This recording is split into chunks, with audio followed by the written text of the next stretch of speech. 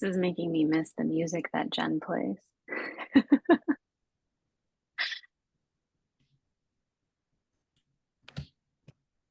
Hello, everyone.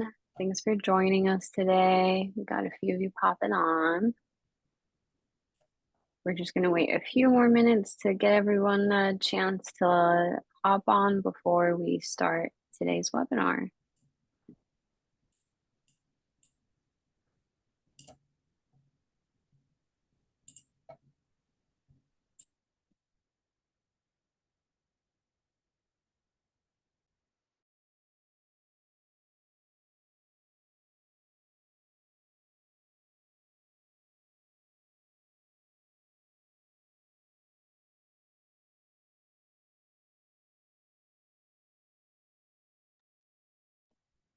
Hello, hello. Thanks for joining, you guys. Just waiting a few more minutes to get folks on, and then we're going to go ahead and get started.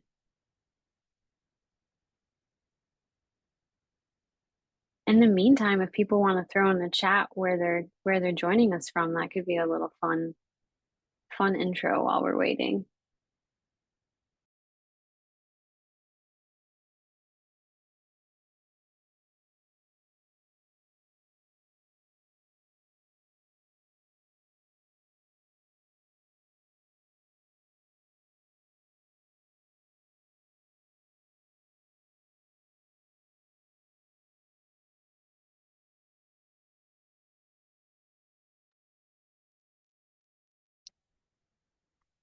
We've got Wisconsin, we've got Maryland, we've got South Jersey. Wow, we've got East Coast well represented here. And humidity well represented as well. Gotta love summer. Awesome.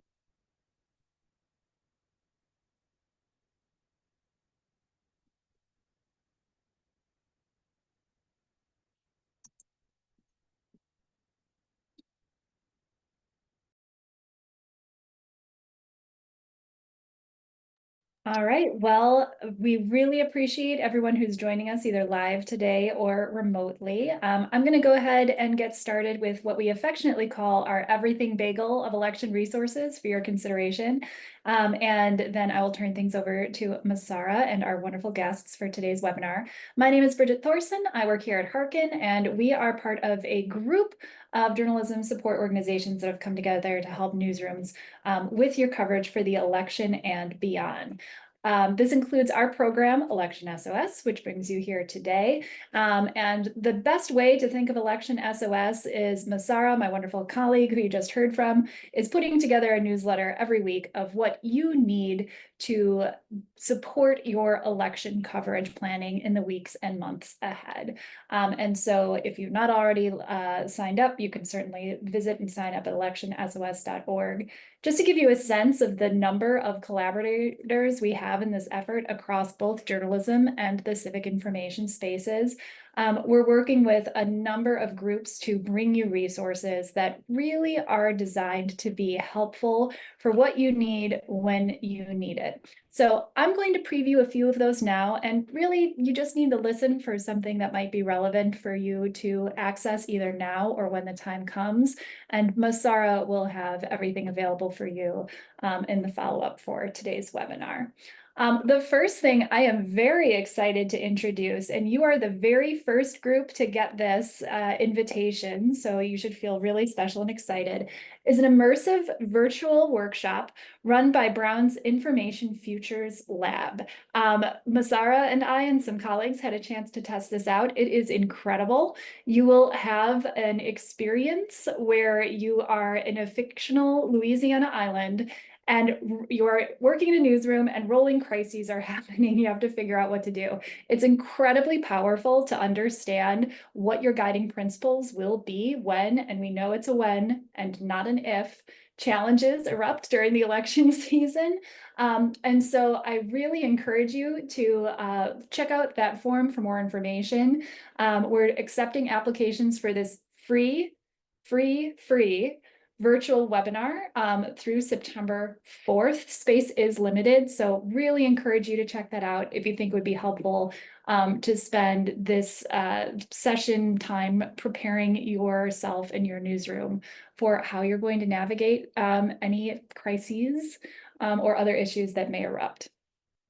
I want to introduce you to the partners at the Night Election Hub that are providing resources to newsrooms free or reduced price by working with resource providers around elections. They have a wealth of information that I encourage you to check out. And so those are the top lines for today. I know we want to get to the presentation. You will see more resources if you visit electionsos.org from partners, including the Democracy Toolkit, which is a la carte resources to support your democracy coverage. The collaboration around Democracy Day, where newsrooms are coming together for democracy supporting coverage on September 15th. And then lastly, a massive online open course on campaign reporting that centers communities and solutions. Again, just be listening for what makes sense for you and your newsroom. Last sort of preview of coming attractions, then I promise I'm going to turn it over to today's panel. We have an Earn Trust in Your Election Coverage webinar coming up in a couple weeks from Trusting News, as well as a webinar on engaging communities of color in your election coverage. So again, all these resources will be available to you as we move forward. Really appreciate your attendance, your interest here today. Really encourage you to check out any of those that may be of interest and use to you. And with that, I will have to unfortunately hop, but leave things in the hands of my very capable colleague, Masara, who will introduce today's panel. Thank you so much. Thanks so much, Bridget. All right. Thanks everyone for joining us today, and especially to our guests. So as you guys know, today we're going to be talking about combating election misinformation with your election coverage, which is getting more and more difficult, it seems like, for newsrooms. But luckily for us, we have experts with us today to talk us through how we can get information in front of the people that need to hear it and see it, especially as unfortunately folks are starting to lose trust in newsrooms. So really excited to hear about the strategies that you guys can start implementing as soon as today. With that, I'm going to send it over to, we've got Tim and Mina with PEN America and Max with the Institute for Strategic Dialogue. So take it away, you guys. Share my screen. All right, you all can see that, I hope. Oops. And just so you guys know, sorry, really quick, we will have time for a Q&A at the end. In the meantime, if there are any questions that you guys have, feel free to pop them in the Q&A box, but we are gonna dedicate a good chunk of time at the end to answer any of your questions. So thank you, and I appreciate you guys having us. Democracy SOS has been a great resource for journalists during everything that is happening now, so we're very excited to be here, so thanks a lot for having us. So I'm Tim Richardson. I'm the Program Director for Journalism and Disinformation at PEN America. I came here, I was at the Washington Post for 13 years and then joined PEN earlier this year. And I'll let Mina and Max tell you all a little bit about themselves as well. Hello, my name is Mina Huck, and I am a consultant at the PEN America Journalism and Disinformation program. I also joined here after 6 years at the Washington Post, where I worked as an editor, and very excited to be here. Hi, everyone. My name is Max Reed. I'm a senior research manager at ISD, focusing on election disinformation. Before joining ISD, my background was in political consulting and democracy work in the US and in Eastern Europe. For those who don't know about ISD, we are a think tank focused on researching and combating disinformation, polarization, and extremism. We do work across all three of those thematic areas and also some policy work. We have headquarters in DC, London, and Berlin.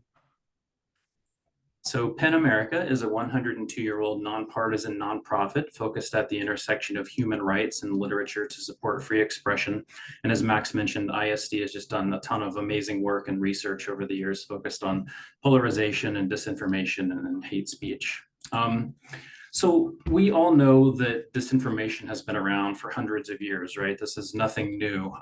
But it was really earlier this year when our two organizations decided that we should kind of get together, kind of put our heads together and figure out what we should do at this time when we've got two really big things colliding. Of course, there's the presidential election, but that's happening at the same time that we're seeing these constant advancements in generative AI. And so we really felt like there was something that we should be getting in, talking with journalists, getting into newsrooms, and kind of talking about some of these, how disinformation campaigns are continuing to evolve. So we've been in newsrooms across the country, large and small, urban and rural, just talking about the effects of disinformation on journalism. And over the next hour, we'll talk a little bit more about that and the role that generative AI plays in that and how some of those disinformation tactics look today, and then share some just practical tips for journalists to help everyone avoid kind of falling into these sorts of traps. So first, let me back up to a couple of years ago.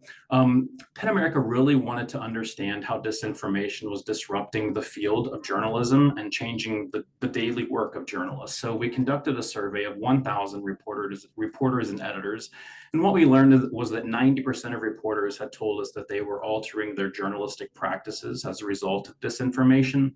17% said they had avoided a story fearing a fake news backlash, and 40% said that newsrooms didn't have effective processes in place to cope with disinformation. So at the same time, we learned that 2/3 of reporters said that they were facing hostility from the public, and that 42% said that they felt like some portion of their audience had lost trust in them. And I want to stick with that number because that's the same percentage of the public that now is expressing concern that news outlets will use generative AI to create stories. I think one of the key differences or kind of advances that we're seeing with generative AI and disinformation in particular is that, that what we saw in 2016 and 2020 is really outdated in a lot of ways. There really is now this ability for bad actors to micro-target to small segments of the community. And as we know, with the Electoral College system, you don't need to sway millions of people into believing any certain thing. It really just takes a very small segment of the population, a targeted community that really has this outsized effect on a national level. So at the same time, these tools are just so much more powerful than they have ever been. And it allows, combined with social media, allows bad actors to distribute to very large groups as well. So it really works on both ends of the spectrum. And it's just much more efficient for them to create the bad actors to create these sorts of campaigns kind of, both at the micro targeting level and the large level. So really, we'll get into a lot more of that over the next 45 minutes or so. But first, I'm going to set a couple of definitions just so we're all on the same page. So when we say disinformation, we're referring to false information designed and spread with the intention of misleading. This is different from misinformation, which doesn't really have that deceptive component. Typically with disinformation, there's some sort of partisan or geopolitical aspect to it. And then AI versus generative AI. We all have, AI has been around for many, many years now. We've all gotten used to this technology. Whenever we're asking Siri or Alexa a question, that's AI. If we're watching a movie on Netflix and Netflix makes a suggestion on the next movie that we should watch, again, that's AI at work. Looks at how we engage and interact with content that already exists. But generative AI is something that is much more powerful, something that is much different, that really has it kind of developed, particularly over the last 2 or 3 years, where it's really become much more powerful. And these are these deep learning models that can generate text and images, video, and other content based on this data that they were trained on. Generative AI is content that does not exist. It's created on the fly based off prompts that you give it. And I also just want to kind of back up and mention that, while we're talking about something negative, of course, with disinformation, these tools have also brought us many benefits in society. I mean, everything from entertainment to finance to medicine to health, and you all probably use AI maybe when you're writing stories, as far as helping you with style errors and these sorts of things. So it's extremely powerful. There have been a lot of wonderful advances, but the wrong hands, and we all know that there are many wrong hands out there, it does have the ability to do damage. So one of the things that we've been looking at is whether generative AI could be used to influence voters. We haven't really seen this in any large scale in this country. It has been more successful in some other places, not so much here. Journalists have generally been able to debunk this pretty quickly. I would say the first instance that we saw kind of on the national political level was about a year ago. It was last April. when the Republican National Committee released this very dystopian 30-second AI generated ad that showed how Republicans imagined the United States looking if Biden were to win re-election. It was complete with San Francisco being closed because crime and fentanyl had taken over. And then I'm sure you all remember back in January, this phone call that a Democratic operative commissioned in New Hampshire that very excellently mimicked Biden's voice, saying if you vote in the primary election, you wouldn't be eligible to vote in the general election.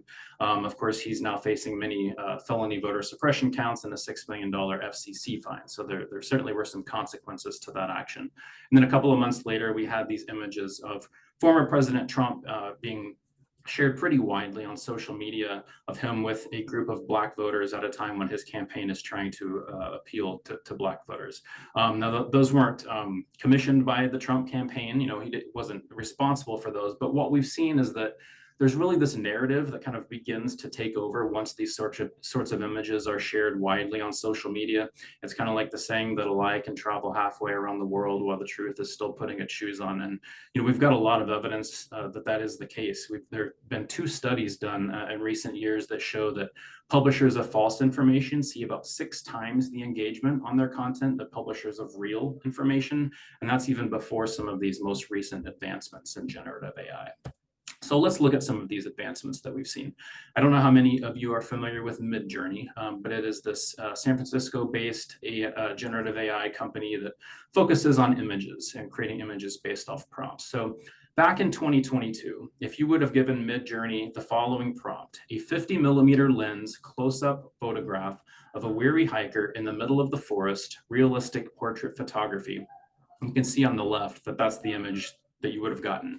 Now, that's not probably going to fool anybody, right? That doesn't exactly look like a real photograph. Potentially, it's a portrait or something like that. But you know, the eyes and there's lots of facial features don't look realistic. But fast forward 12 months, and you see that image on the right, and you know, you can just see how this technology has advanced just over such a short time.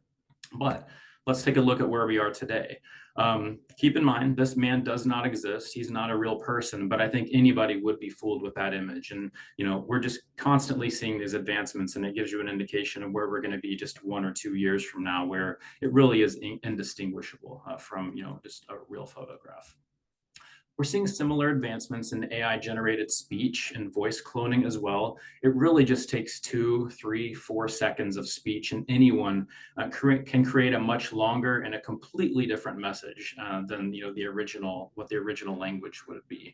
It's extremely easy to generate. You used to need a programming background to be able to pull off this sort of thing, but now it really just takes a few minutes, a few dollars, and anyone has this available at their fingertips. And as we know, it's so much more difficult to detect audio. We've all seen these instances with video, for example, where somebody might have 6 fingers or 6 toes, and you know, you've got these kind of like ability to detect these sort of visual clues that you don't have with audio, and even that is getting much more advanced as well. But I want to give you an example of just what voice cloning can do. So using just me speaking for 2 or 3 seconds and saying 10 words, "Hi, my name is Tim, thank you for being here," we were able to generate an audio clip that says, you know, kind of, you can hear me saying something completely different than what I actually said. So these words that I'm saying never actually were spoken by me. Let's say I'm the mayor or some other person in a position of trust, and here's me giving a completely different message than the words that came out of my mouth. Hello, this is a call from the mayor's office. As voters swarm the polls today to cast their ballots, we suggest residents who wish to avoid long lines stay home today and return to the polls tomorrow to keep the process painless and efficient. Thank you. And keep in mind, it doesn't need to be in the same language. For example, I do not speak Arabic, but this is me giving that same message in Arabic. بن علذين يرغب في تجانب التوابر التولت في سنادق على اقتراء اليوم الإدلاء بأسوتهم غدان Keep in mind that was me speaking for 2 or 3 seconds. If these tools have even more time, a minute, 2 minutes of your voice, you really can be completely indistinguishable. We're seeing similar advancements in AI generated video as well. The example I like to use is earlier this year in Phoenix, the Arizona Secretary of State, Adrian Fontes, got together a group of poll workers, and their goal was to really kind of make the example that what you see with your own eyes is not necessarily reality. So Adrian Fontes' office got together with 2 nonprofits, the Brennan Center for Justice and the Institute for the Future. What they did was put together a video. They played a video for everyone who was in attendance ahead of time, but didn't tell them that it was AI generated, and everybody thought it was real. It wasn't until the event ended that they played a separate video and informed everyone that what they saw was not actually real. So I'm going to play just a portion of this, but keep in mind this was put together entirely with publicly available images and audio of Adrian Fontes. So he is not actually giving this message at all. Hello, this is an AI impersonation of Arizona Secretary of State Adrian Fontes. This video was produced as part of our 2024 statewide election security tabletop exercise for the media. I hope you all enjoyed today's exercise. It was important to us that you experience firsthand both the challenges we know that election officials will face, along with emergent threats that we believe they will have to experience.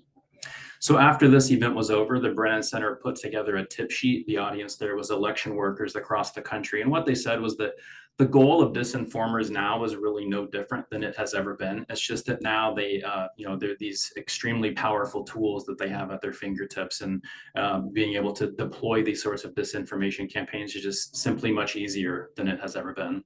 So with that, I will turn it over to Max, who can tell us a little bit more about the state of information online and some of the other tactics that are out there. So Max. Thank you, Tim. So I want to take a couple of steps back and just talk generally about the online information ecosystem. You can see this chart on the right. That's the Pew Research survey on Americans' social media use in general in 2023. So the point that we want to make with this chart is that conversation and trends on social media should not be assumed to be representative of the general public's cares or what they're paying attention to or talking about. Often, this is kind of shorthand if Twitter is not real life, X trends are not real reflections of what Americans care about. And the social media use statistics really reinforce that Americans' media consumption diets are very different than what some of ours might be or what we might assume that they are in general. When people are going on social media, they're often seeking out spaces that are not political, and they're looking to tune out from news. And so they're really not seeking it out. They're looking for lighthearted content that is not particularly newsy or serious. And that makes it difficult when they do come across things, if they're going on social media to connect with friends or family or their communities, if they come across political content or disinformation in those spaces, they may place more trust in it because they think it is coming from somebody in their personal network. Both social media and generative AI take advantage of kind of the impulsivity and disconnection of this age. We know that social media platforms are built to reward like rapid engagement and sharing, and they really incentivize that. AI, as Tim covered, is advancing very quickly. There are discussions about safeguards both at the industry and regulator levels. There are some state level laws governing the use of AI in political communications, but generally these are untested and they will not serve as robust safeguards for the 2024 election. Of course, researching and reporting on disinformation carries risks. I'm sure many of you have seen news about this, but these include accusations of censorship or suppression of free speech, including from powerful figures and institutions, in addition to more run-of-the-mill online abuse and threats and doxing or harassment, things like that. Then finally, a lot of the coverage and discussion about social media's impacts focuses on the false narratives, the conspiracy theories, things like that, and the content of social media posts, but they miss the more important points about the incentives that are built into the platforms that and the structures within the platforms that help disinformation spread more widely. Moving on to some of the disinformation tactics that we see right now, but these have been true for years. These are tactics that bad actors who are spreading disinformation take advantage of. Disinformation is most impactful when it appeals to deeply held beliefs or universal values. The most prominent example of this is the QAnon conspiracy movement. That was one of the most prominent examples of a conspiracy narrative moving out of these really small, closed online spaces into a broader consciousness, because it really took advantage of the claim that it was an effort to save children from abuse. And that helped it go mainstream because that is a value that all Americans care about and believe in. More recently, we've seen election-related disinformation about non-citizens voting really gain traction. And part of that is because it appeals to broader concerns that the public has about immigration and crime. And so injecting a disinformation narrative about non-citizens voting to rig elections within a conversation, within a values set that a lot of Americans adhere to, makes that disinformation spread much more widely and in a more convincing way. Confirmation bias and repeated exposure, kind of known common tactics. It's easier to confirm people's beliefs rather than swaying them. And disinformation is more convincing the more people hear it and the more different platforms and messengers they hear it from. And finally, in-group language is cultural slang, terms or references that can help bad actors establish trust with their target audience. We see this a lot with disinformation targeting minority language speakers or diaspora communities or other minority groups, when the bad actors who are trying to spread disinformation within those spaces will use terms or cultural references that will help them kind of establish that trust and credibility with their target audiences. A lot of the time, disinformation actors are trying to incite a reaction from credible institutions and messengers, including the media. Getting public figures or influencers to amplify their narratives is a big win for them. It gives them a much broader audience and also helps give their claims an air of authority by making it appear that they're coming from some trusted major public figure. Oftentimes, it's nonpartisan people who are most valuable for disinformation actors. So we see this a lot with activists who think they are doing a public service by debunking or mocking or dunking on disinformation coming from their opponents. What they're really doing is both spreading those messages to a much wider audience than otherwise would have been exposed, and also giving the platform algorithms a signal that this is something that people care about and that they should show to more users on their platforms. This is most troubling when it comes from non-political or kind of those who are seen as outside the political fray. So until recently, Elon Musk would be a prominent example of that, as somebody who had kind of this entrepreneur mythology, was not an openly partisan person, but he would often kind of endorse or amplify disinformation narratives. And that was more powerful because it was seeming to come from somebody who did not have kind of political incentives or a partisan leaning. We see this with other influencers. Joe Rogan is another example of somebody who is kind of seen as a validator, credible, nonpartisan validator of disinformation. And there are other examples too, but this is something to watch out for, especially with journalists who are interacting with disinformation online. Some of the platform features, this is not an exhaustive list, but there are a few ways that bad actors interact with platforms to get their narratives more spread. Of course, gaming algorithms using the platform features like verified premium accounts, trending topics and hashtags, or getting their disinformation narratives injected into a conversation that's already happening organically. The repeated example that we see of this is anytime there's a major news event, the Trump assassination attempt or the Baltimore Bridge collision in February.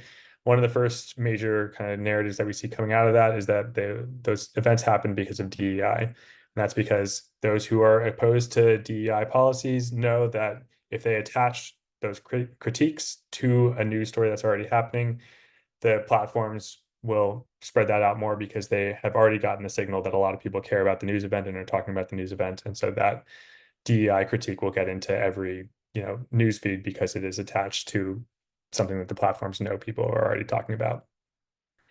And then there are some platform transparency features that the major social media platforms have put into place recently, including ad disclosures or a page management exposure pages. These are kind of half measures that are not fully enforced. They're pretty easy for determined bad actors to evade and mask their identity. This makes it very challenging for discerning users to assess who is putting these messages out there or paying for these ads. And it also makes it very difficult for sources to investigate, or for journalists to investigate sources of disinformation. So these are kind of tips for possibly investigating who is putting messages out there, but they're not foolproof. They're often not enforced or fully used by the platforms. Then Tim covered all the tech advancements with generative AI. The point that we want to make here is that generative AI is a tool. It's not going to change the game of how disinformation works or spread online, but it is really adding fuel to what bad actors have already been doing for years. Some of the examples of how we see this playing out are, of course, deepfakes and impersonation. Tim covered very well how quickly that technology has advanced. It's important to note that so far, these tactics have disproportionately targeted women. Part of that is because a lot of the deepfake and impersonation, that technology was first applied and became popular with non-consensual explicit imagery. And so that has already been out there for years, and that technology is now being, or has been over the last few years, increasingly applied to political figures or other public figures. Personalized disinformation, AI makes it possible for bad actors to add a lot of detail to their disinformation content that makes it much more convincing. So imagine in past cycles, we've seen posts on whatever social media platform saying there's long lines at polling places in Philadelphia, so go to the polls tomorrow, or send in a mail ballot instead. These days with AI, it's possible for a bad actor who has the data there available to them to create a bunch of voice cloned messages that say, hi, this is somebody from the mayor's office, or this is your church pastor, Mary. There's a long line at your polling place at 123 Main Street, so please come later instead. So that level of detail makes it much more convincing to those who will be exposed to it. Flooding the zone, so bad actors can use AI to create a lot of content or pages or fake news sites at scale. They can be used to blast content out there to confuse the algorithms, confuse viewers, and just muddy the waters about what is true and what is not. And then finally, as Tim covered, it makes it a lot easier to create non-English content that can target minority language speakers. Some general points about foreign interference. Russia, China, and Iran are the main actors. They're not the only ones in this game, though. Not all of these efforts have an explicit partisan goal. Often they are more invested in creating division and sowing chaos, or exploiting the divisions that already exist within the American political environment. So they're not really trying to elect one candidate or the other. They're just trying to boost the extremes on one side or the other, or both sides. These days, they have a lot less of a need to create their own original content. There's plenty of divisive or false content out there generated by real Americans. So foreign actors who are trying to influence our elections or political system, instead, they just amplify what's already out there. This goes both ways. We are increasingly seeing American influencers, especially those who have audiences on the political extremes, amplify pro-Kremlin or pro-CCP narratives. A lot of, or most of the foreign disinformation efforts have foreign policy focus. So Ukraine, Taiwan, Gaza, all of the geopolitical hotspots, that tends to be what these efforts focus on. But when they are focused on domestic narratives, they generally choose topics that mirror the top news items. So you can see in the bottom right, this is an example of posts from a Chinese influence effort, and they're not talking about geopolitics, but they're talking about crime and homelessness, because those are issues that are at the top of Americans' minds in general. And then we'll cover this a little bit more later, but attributing these efforts is very difficult. A lot of the cross promotion between genuine Americans and foreign influence efforts makes this even more difficult. There are some kind of tips and tricks for investigating what might be foreign sourced, but they're getting increasingly sophisticated, and getting to a definitive attribution on these is very difficult. Some of the challenges and considerations that for journalists, number one is disinformation is not always worth covering. Anytime that you cover or debunk or fact check a false claim, it necessarily gives it more oxygen, it gives it more exposure to a wider audience than otherwise would have been seeing it. So these are some of the considerations that we go through when thinking about whether this is something that needs to be covered and whether there is a clear public good that outweighs the downside of amplifying disinformation claims. So of course, do those spreading it have material political power and influence? Disinformation coming from a random user on X would be very different in terms of how you would cover it versus disinformation coming from a major political network or somebody with grassroots activists behind them. Are there clear victims, whether that's minority groups or other vulnerable populations? Does it pose a risk of confusing decision making? This can be about elections, but also about healthcare decisions, things like that. Is there a violent risk? Is it likely to incite violence, or is it directly calling for violence against a person or group? And finally, is there a local angle that justifies coverage? So disinformation that may be circulating broadly, but have an impact on your local community may give you an opportunity to have kind of a fresh take that justifies coverage.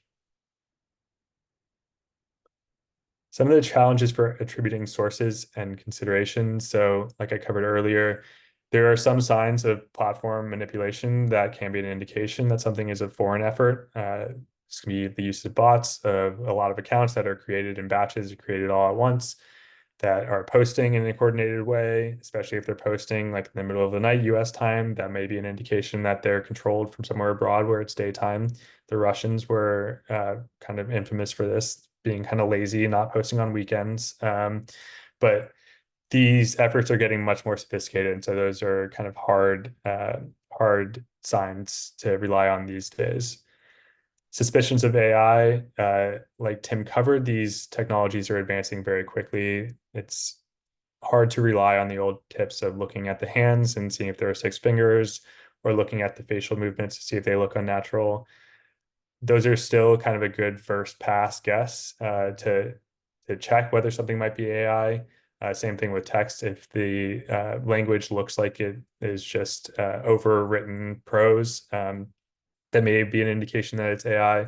But again, that's not really a foolproof strategy, and we don't quite yet have the guardrails or systems in place to have real confidence in assessing whether something is AI or not.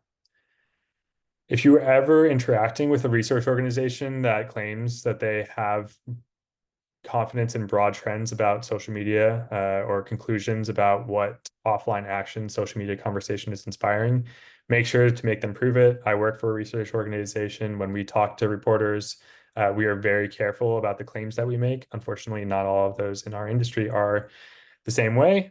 So if you ever find yourself reporting on think tank or research organizations' claims about social media conversation or activity or narratives and trends, make sure to make them show their work and be transparent with their data and methodology. And then finally, I hope no one has any occasion to go to Gab or any of these other fringe platforms that are pretty horrible places often. But if you do, we highly recommend using third-party archival services like the Wayback Machine to create hyperlinks to materials on those platforms if you're citing them in stories.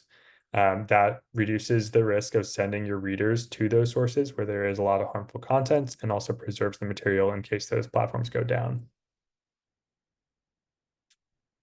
And then these are some of the other considerations. I won't go too deep into these. Of course, the amplification point that I made earlier is always a consideration. So make sure that you're weighing a clear public good against the risk of covering disinformation and exposing it to a broader audience. And then similarly, if you're ever covering extremism content or disinformation online, it's important for all newsrooms to have systems and resources in place to ensure that their reporters are taken care of in terms of physical safety, digital safety, and psychological well-being. And I want to give you one case study quickly on when we think disinformation has been covered very well. This is from a Washington Post article in 2020 that covered a election disinformation effort. This was a Facebook page and website that was running ads using images of LeBron James to cast doubt on the security of mail-in voting. The Post coverage highlighted a few important aspects of it. One was, of course, the message. 2, the deceptive tactics they employed, including using LeBron's image and a quote from him out of context, the audiences that were targeted, and then the network and funders and their political leanings and likely motivations. So this all helps kind of go beyond exposing just one disinformation effort and building longer term resilience in your readership of like how and why bad actors may be trying to deceive them and what tactics they are employing, so that they're, when they see something like this out online later on, they're less likely to believe it and more likely to have that kind of healthy skepticism of what they're encountering. And with that, I will pass it over to Mina to take us the rest of the way. Thank you, Max. So we don't have a ton of time left. I want to leave at least 15 minutes for questions, so I'll move through this pretty quickly, but I think it's important to go into practical tips so that we don't leave you all like overwhelmed and stressed. So starting with deepfakes, what reporters can do about deepfakes. Monitor the virality of a clip to know when to prioritize and debunk. One of the most important things a reporter can be when it comes to covering misinformation is prepared. Once disinformation spreads widely and people start to believe it, it's hard to get people back on the side of truth. So, obviously you don't cover every viral deepfake, but being aware of the things that are spreading can help you get ahead of it. Then highlight verified clips of what a person has said on the same issue and lead with it. If you see a deepfake or what you suspect to be a deepfake of Kamala Harris, for example, maybe saying something about non-citizens voting, that should obviously stick out to you as extremely unlikely. And a way to show that to readers is to put that in historical context. Lead with everything she said about the issue or hasn't said on the issue. Talk about her record on the issue, things like that. Flag suspicious clips early. So a network of newsrooms in Brazil did this. They published a WhatsApp line where readers could send in suspicious clips, robocalls, other misinformation. Again, you don't want to cover all of this. You definitely want to weigh all of the things that Max mentioned, but it's a good way to just be aware of what readers are seeing. And then traditional verification methods, reverse image search, source interviews, experts, and jarring and unlikely syntax, things like that.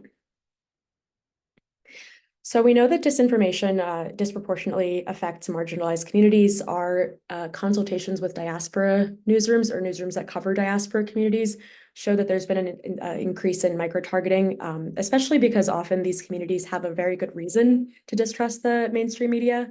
So a few things that newsrooms can do to be better at covering those communities. Pre-bunking. So this is true for all types of disinformation, not just ones that cover specific communities, but it is also, I think, the most proactive thing that journalists can do. So it's sort of this theory that you can inoculate people against misinformation by exposing them to it before they see it so that they can see it or track it themselves, basically.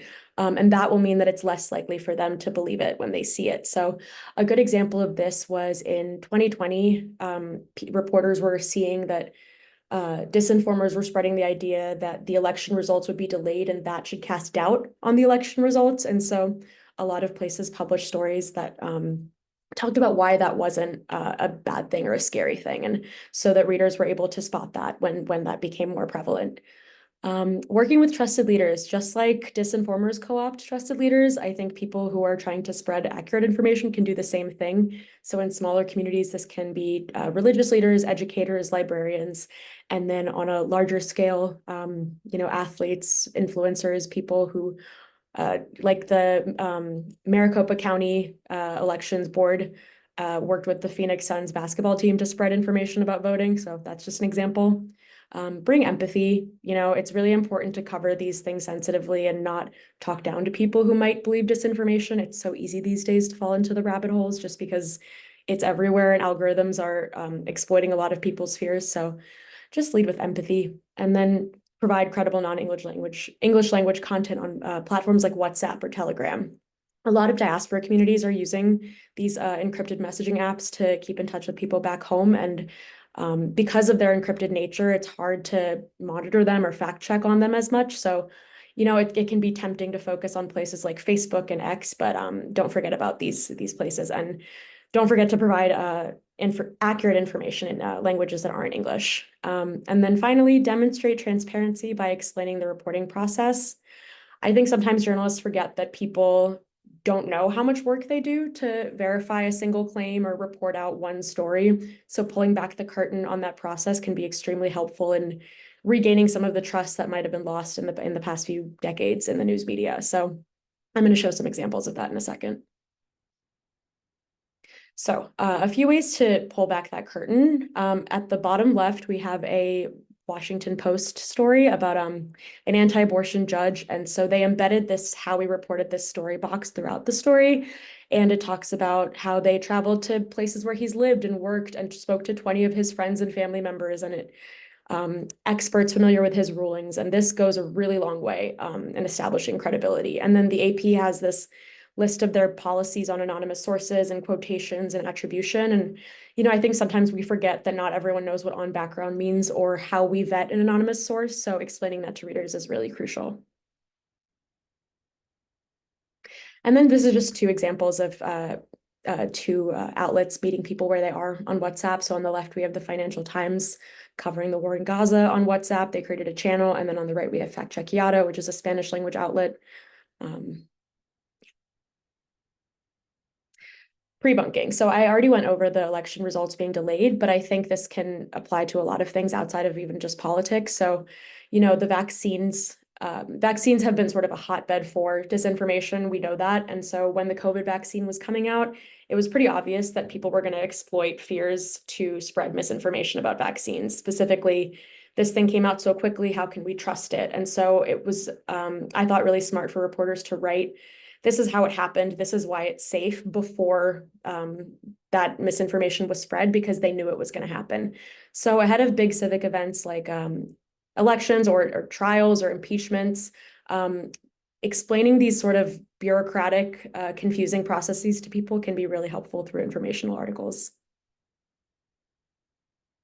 A few strategies for streamlining. I won't go too much into this so that we have time for questions, but this one sort of speaks for itself. Limit fact checks to statements of fact. You can't fact check every single claim under the sun, nor should you. So sticking to things with clear benchmarks can be a good way to prioritize.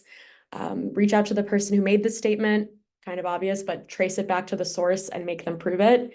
And then use your network and original sources. So reaching out to experts can be really helpful, and maybe not the first thing you think of, but like when Trump was almost assassinated, there was a lot of misinformation spreading about Secret Service. And so reaching out to someone who is extremely familiar with that, doesn't have to be an expert in the traditional sense, but it's someone who's really familiar with that.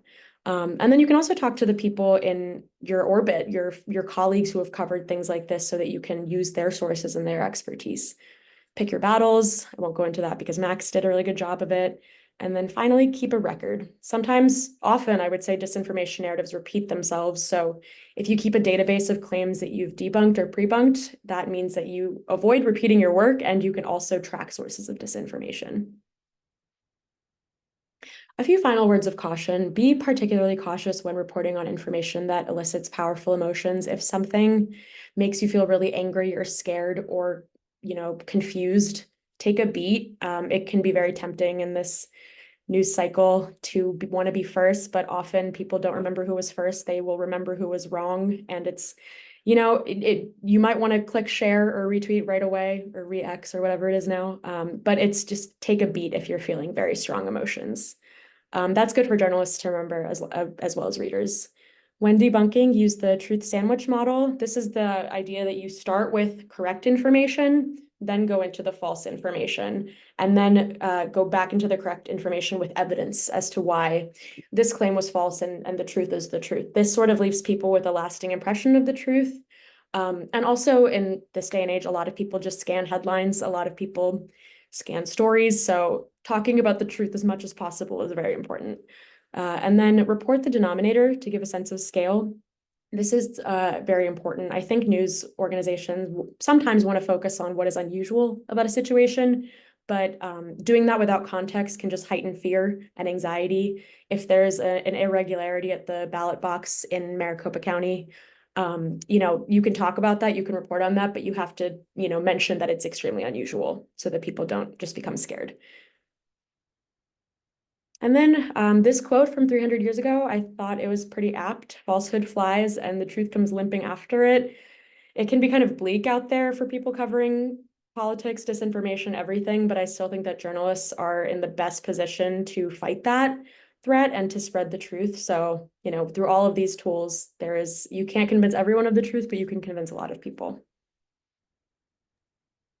Amazing. Wow, this was all really good information. And I know as a journalist, I really appreciated like the actual strategies that we can implement. We have a few good questions that we can start diving into. Folks, if you have any other questions that you haven't put in the Q&A already, feel free to go ahead and do that. We have first a question from an anonymous person, so I'll read it out for them. For Max specifically, can you give an example of of when the Chinese have used left-wing influencers to amplify disinformation? Not specifically. So the Chinese covert disinformation efforts that we know about that have been uncovered so far have been in mimicking Trump supporters, so mimicking kind of the right and trying to impersonate real Americans in that sense.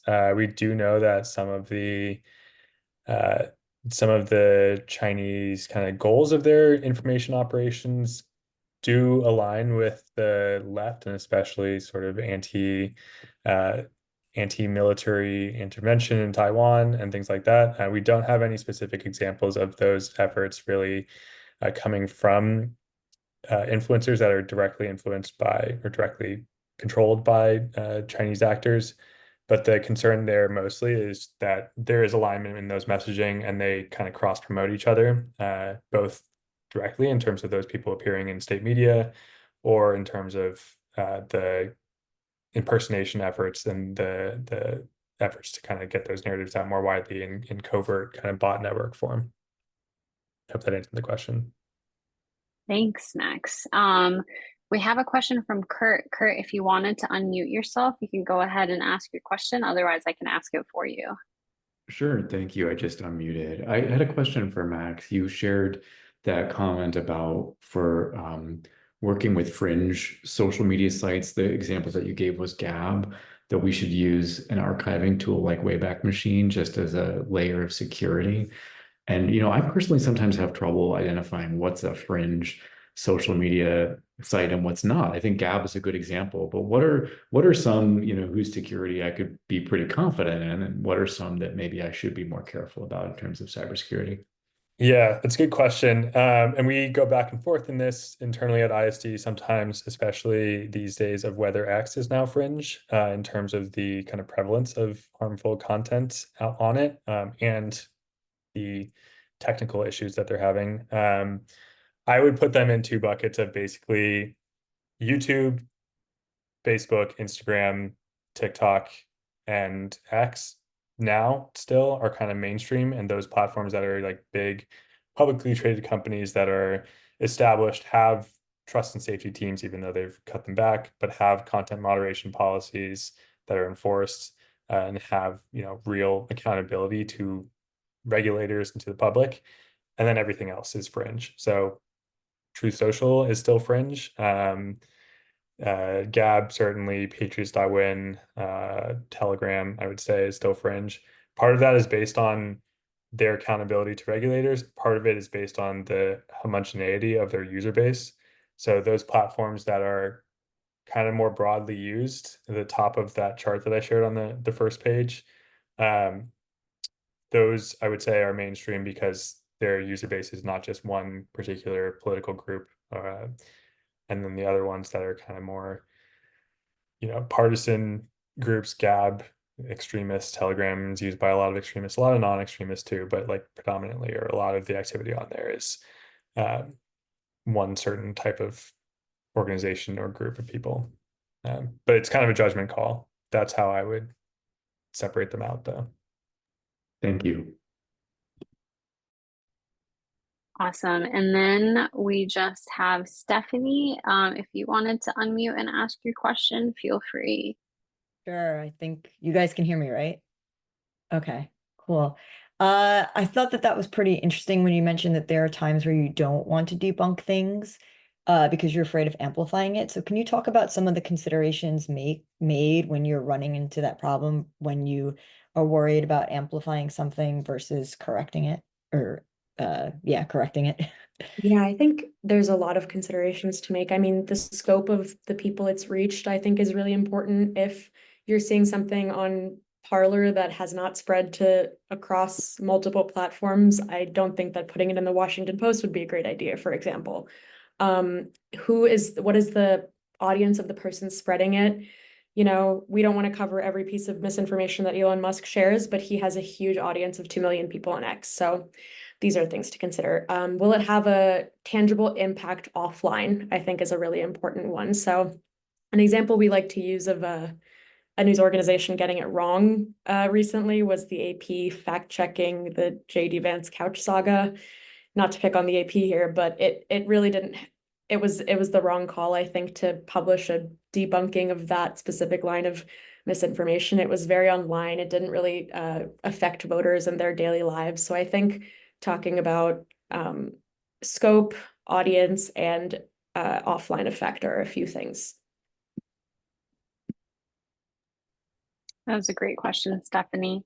Guys, we have 5 minutes left if anyone else wanted to ask a question. Otherwise, we can give you back 5 minutes of your time, but let's wait a second and see if you guys type fast enough, drop your questions in the chat, and we will go ahead and get to them before we log off.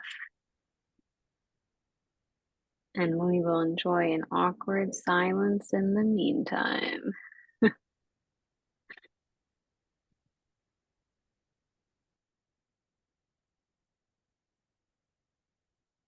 I think we're good.